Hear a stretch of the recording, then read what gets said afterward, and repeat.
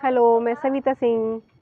कैसे हैं आप लोग? यस बच्चों, देखिए मैं आज जो है आपको क्वाड्रेटिक पॉलिनोमियल चैप्टर जो है ये इसका एक टॉपिक मैंने लिया है क्वाड्रेटिक पॉलिनोमियल।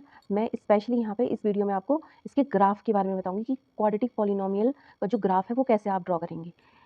इस the graph of a quadratic polynomial is always a parabola form में वो आपको मिलेगा। ठीक है, तो यहाँ पर हमने एक जो है क्वाड्रेटिक पॉलिनोमियल यहाँ पे ये लेके मैंने लेट कर लिया है ax² + bx + c, और इसमें a नॉट इक्वल टू 0। अगर a 0 हो गया तो वो क्वाड्रेटिक नहीं रहेगा ना, ये टर्म फिर हमारी गायब हो जाएगी, तो ये यही रह जाएगा, ये तो लीनियर फॉर्म हो गई फिर। यानी कि क्वाड्रेटिक पॉलिनोमियल होने के लिए a नॉट इक्वल टू 0 होना चाहिए। ओके, कि हम इसकी क्वाड्रेटिक पॉलिनोमियल का हम डिस्क्रिमिनेंट d निकालेंगे, जिसका फॉर्मूला b² - 4ac होता है। तो d भाई 3 केस ही हैं यहाँ पे, d या तो बड़ा होगा 0 से, या बराबर 0 के होगा, या d जो है वो छोटा होगा।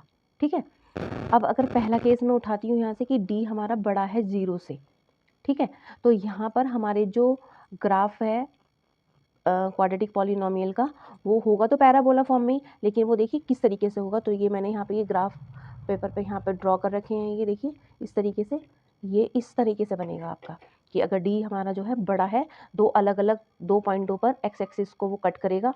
ये वाला जो है ये तब बनेगा जब हमारा ए जो है वो छोटा है, ए छोटा है 0 से।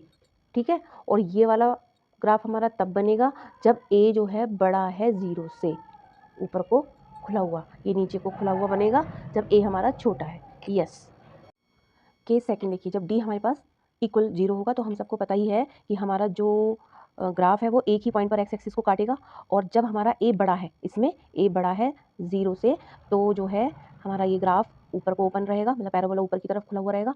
और जब a छोटा है, a छोटा है 0 से, तो ग्राफ पैराबोला हमारा नीचे की तरफ को खुला हुआ रहेगा। एक्स एक्सिस पर वो एक ही पॉइंट पर कट करेगा, क्योंकि उस वाले केस में हमारा जो दोनों जीरोज हैं वो एक ही रहेंगे, बराबर रहते हैं ना, d = 0 पर। ठीक है, ओके।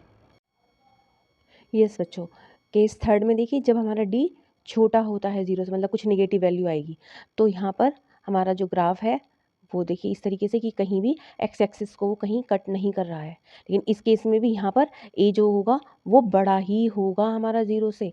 ठीक है, डी छोटा होगा लेकिन ए बड़ा ही है। यहाँ पर इस वाले केस में ए जो है वो छोटा है 0 से, लेकिन डी नेगेटिव ही है।